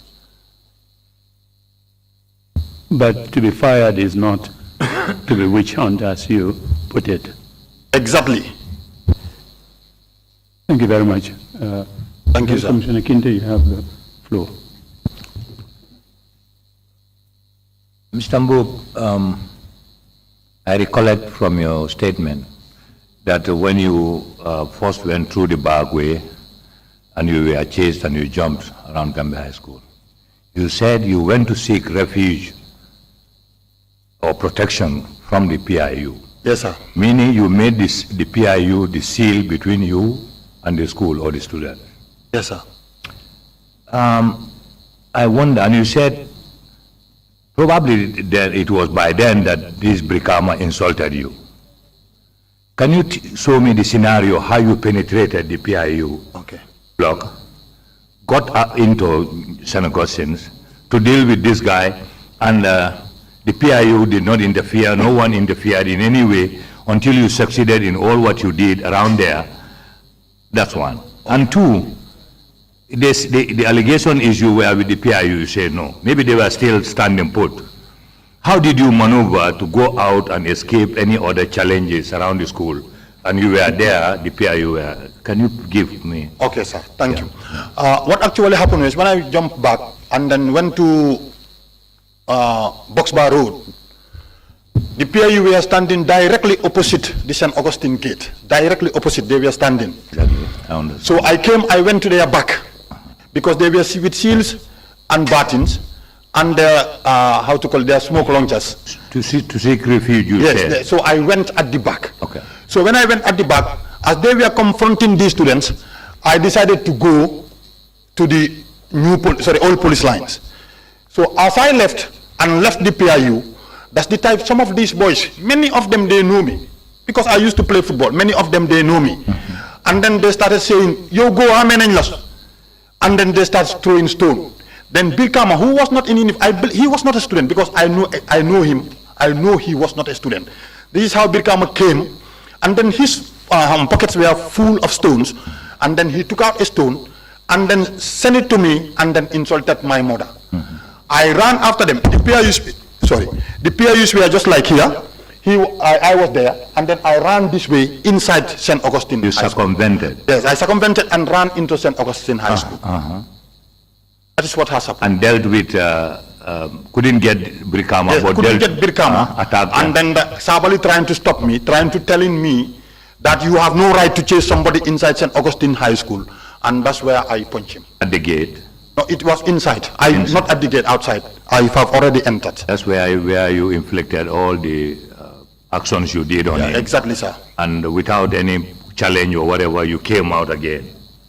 No, when I was doing this, as I explained, when Sabally was down, some of these students started running towards me with stones, and I ran outside and then went straight to old police line. Thank you. Thank you. Deputy Chair, you have the floor. Thank you, Mr. Mboob. Your testimony really raises critical questions about safety in schools. Schools are supposed to be safe havens for students. You ran into the school, and by your own testimony, Mr. Sabally did not approach you in a menacing manner. On the contrary, by your demonstration, his action was simply preventive or even protective. Was your vicious attack on him warranted? Thank you very much, Commissioner. And I said it here before that I regretted all my actions, and then I regretted all my actions, and if yesterday was today, I would not have done that. Definitely, what I have did to Sabally, or mere stopping me not to get to somebody I was chasing, should not have warranted me to assault Sabally. If that does answer your question, ma. Thank you. Thank you. Commissioner Carr, you have the floor. Thank you, Mr. Chairman. I have a question, and it's related to the Never Again campaign. As you said, these events happened many years ago. I'd want to know what you think the police can learn from that incident, and personally, what have you learned from that? And that is in relation to the Commission's Never Again campaign. Thank you very much, Mr. Commissioner. It was a lesson for every security officer. Not only the April 10 incident, but the past 22 years has been a lesson for every police officer. I was a victim of circumstances. Maybe one day I will back into this commission to testify again. But I am urging every police officer to learn from the past 22 years. A lot of things has happened in this Gambia, and today many of us are sitting down testifying. As I am speaking to you, my children do not go to school, and they're well educated. They're sitting before their mother, and last night their mother told me, go,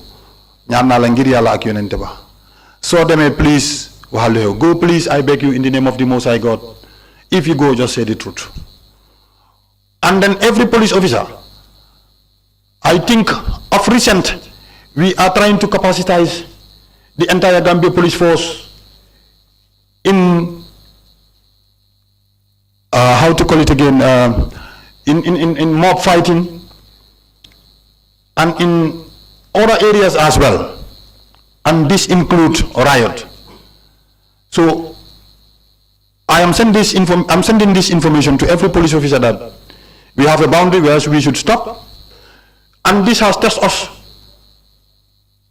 to be more mindful, not to be taking unlawful instructions.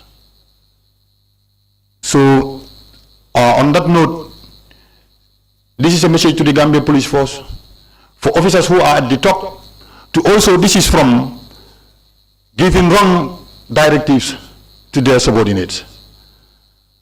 I know that is not happening now, but the juniors too, to be mindful in what they are doing. Thank you for answering my question. As the head of anti-crime, would you say what has happened several years ago influences what you do at the anti-crime?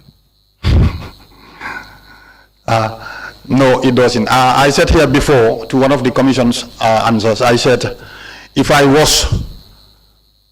yesterday was today, I would not have done that. And yesterday doesn't have anything to do with the anti-crime unit, because I told you, I've learned a great lesson. And who knows what next? So I have to be very careful with the anti-crime department. Thank you. Thank you very much. Thank you, Commissioner Imam Jallow, followed by Commissioner Jones. Mr. Mboob, Yes, I'm very much touched by your mother's statement that go to this place and speak the truth only. But you have been caught twice in this commission admitting lying. Are you doing this to mislead this commission, or are you doing it simply to save your neck? Thank you. Council, I think I have said that the previous testimony that I gave to the Force Commission was a lie, but it was a make-up story and it was out of intimidation. And then I saw remorse and say, I'm sorry for misleading the commission.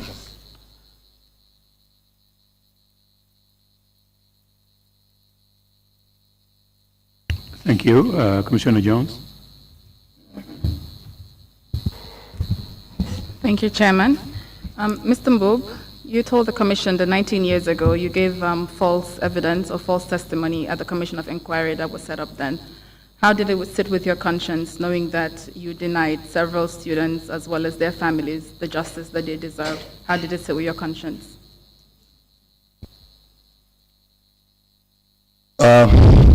Once again, I would like to say I did it out of a will, because there was something after me more powerful than I do.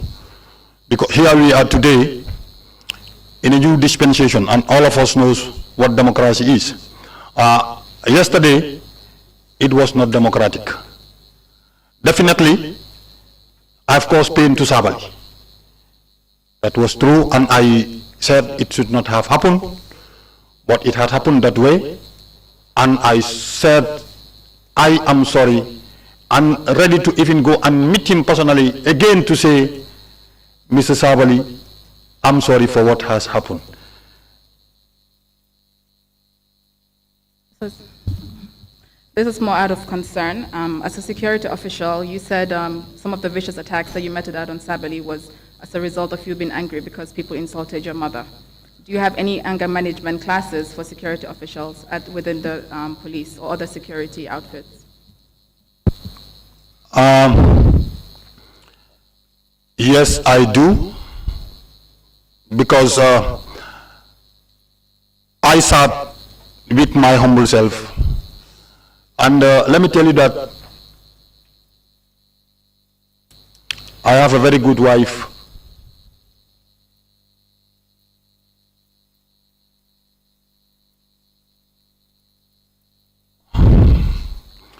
I have a very good wife who always stood by me to always tell me the truth.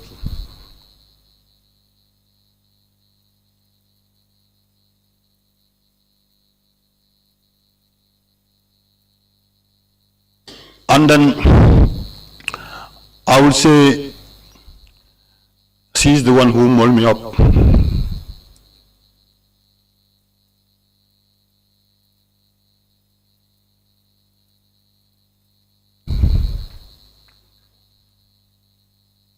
Thank you very much. Oh, you do? Please go ahead. I'm happy to hear that you have a very supportive wife, Mr. Mboob. My final question, given your involvement and participation, because you have mentioned earlier that you know better. Now that you do know better, what advice would you have for security officials, especially pertaining to their relationship with civilians?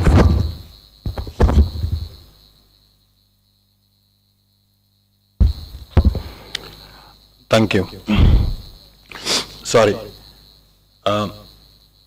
As I said before, I am advising every security officer to be very mindful. And it's our duty to protect people and not to cause pain to people. It's also our duty to make sure that people live very safe and in freedom. I am advising everybody not to take the law into their own hands.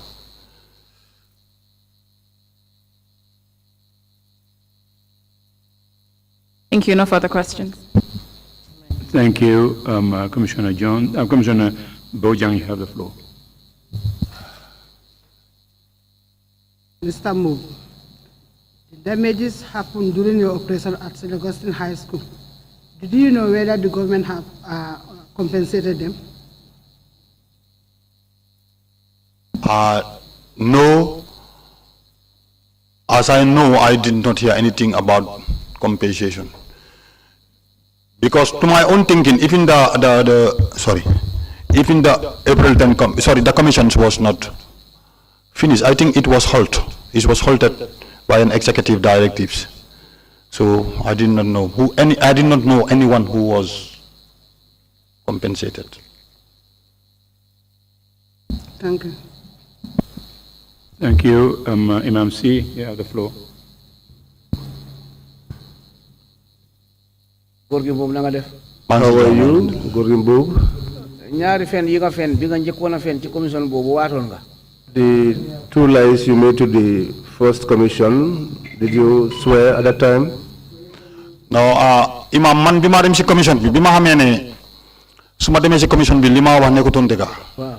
Nangu moonoti alquran. When I knew that what I was going to say at the commission was not going to be the truth, I did not hold the Quran, I only affirmed.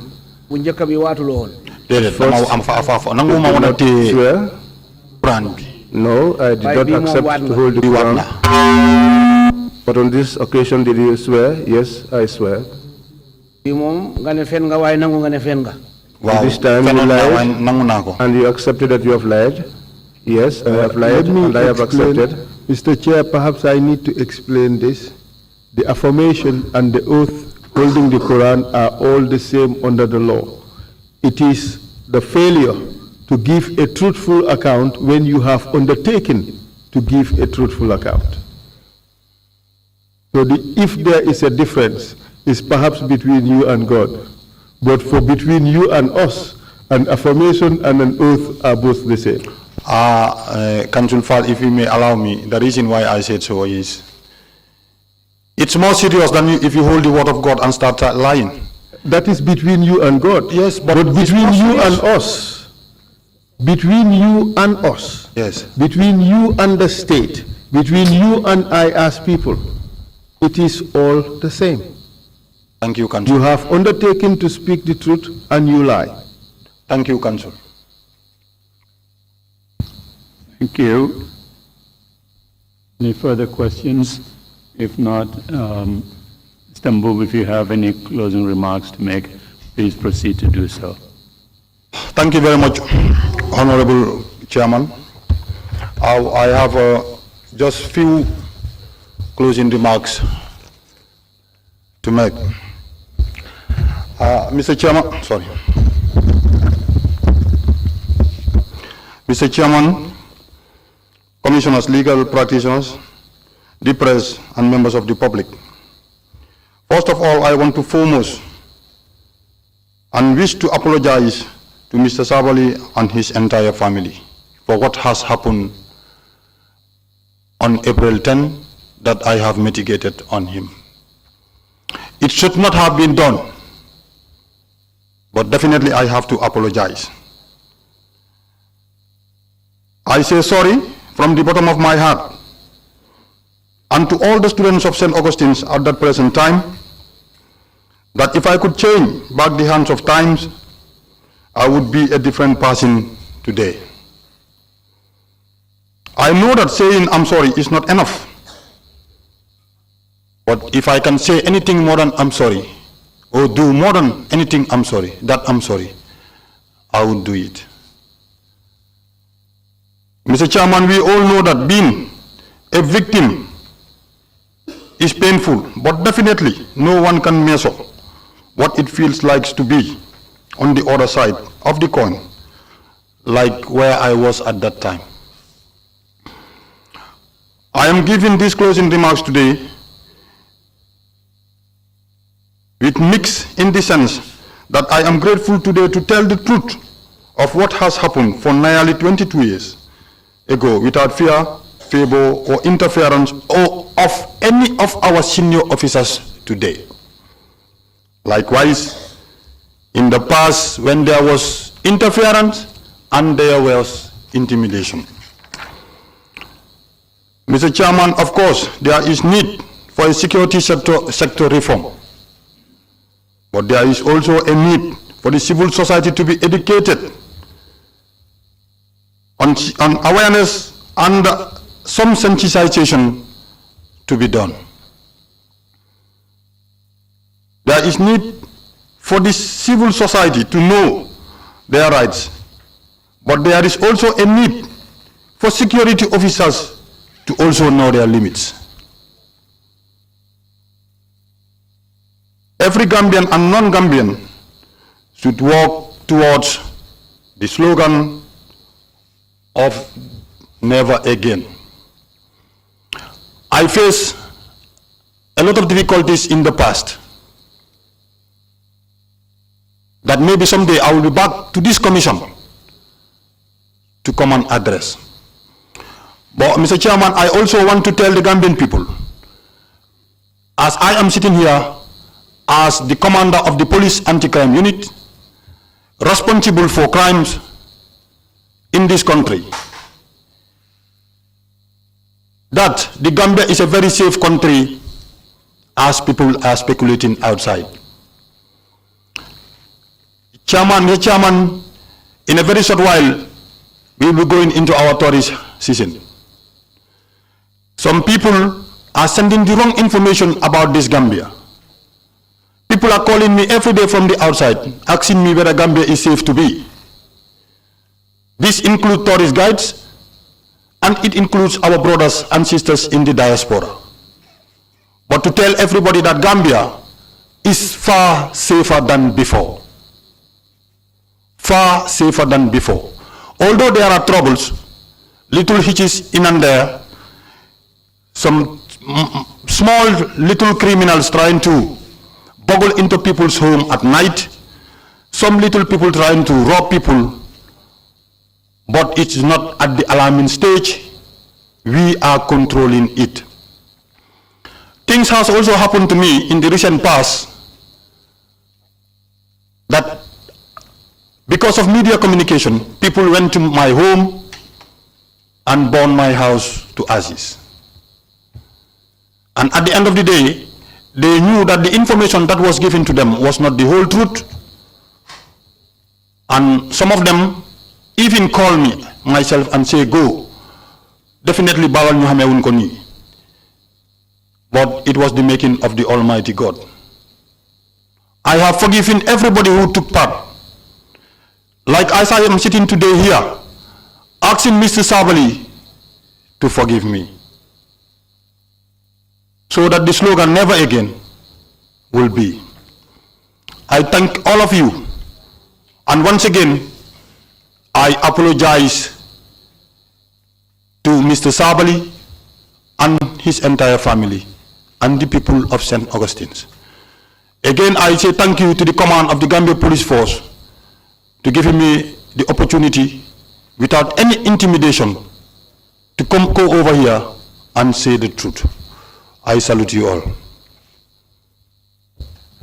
Thank you very much indeed, Mr. Mboob, for your testimony. And I do hope and pray that those who called you to find out if Gambia is safe would make a distinction between two Goorgi Mboobs. Mboob 19 years ago lied, and he confessed to it now. Mboob today is a different one, and what you're telling them that Gambia is safe is the truth. But thank you again for coming to testify before the Commission, and we appreciate your endeavors. We will take a 1 hour break, come back at 3 o'clock, come sharp. Meeting is adjourned.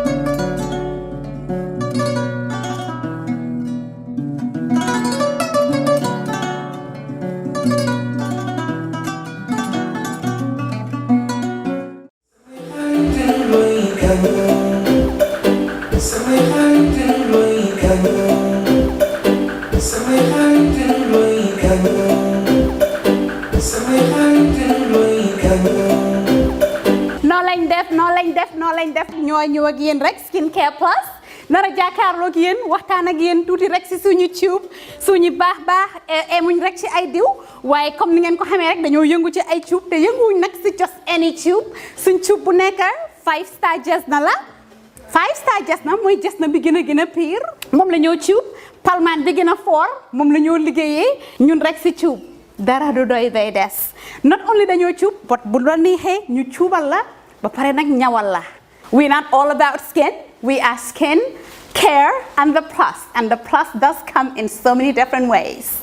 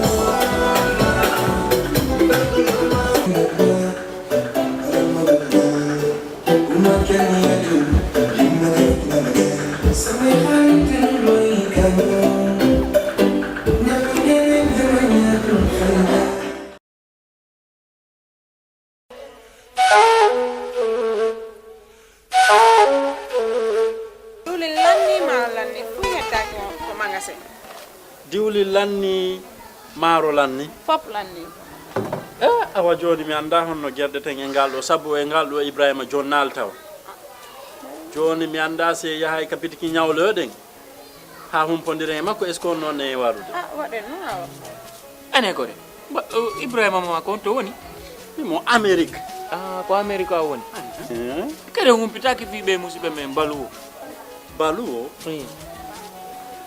ɓe andanɗa kala ko wawɗa wonde e aduna o si a rewi e juuɗe maɓɓe a jonnay ɗo dépassement o Gambia hara no weeɓi a yahata kadi taw ko mbuɗi ɗi no ƴawi walla no jippi ɓe haalantama ko kala ko falɗa ko sengo ñamete ili nebba maaro basal pomme de terre kala ko rewi ɗon a hendoto hara no weeɓi kadi wona ɗum ɗon tu ɓe aɓe jonnira e mobile phone siko ɗum kadi laptop kala ko wayrode ni ay kaspa wa be wawma jonnude kadi sa wala hompitade ko weeɓi ƴettu google account ma joni data ton waɗa download app maɓɓe on ayiyay kala ko humpima e maɓɓe ton ɓe weeɓi yama ka wonɗa wo e aduna on kala ko wawɗa a jonnanayi wonɗo ka leydi men Gambia ɗo dépense hara no weeɓi hama si ɗum no fof no neeɓi immoɗen joni mi ɗowtama ka place maɓɓe jano waɗen joni iya heɓa ko falata waɗen kisam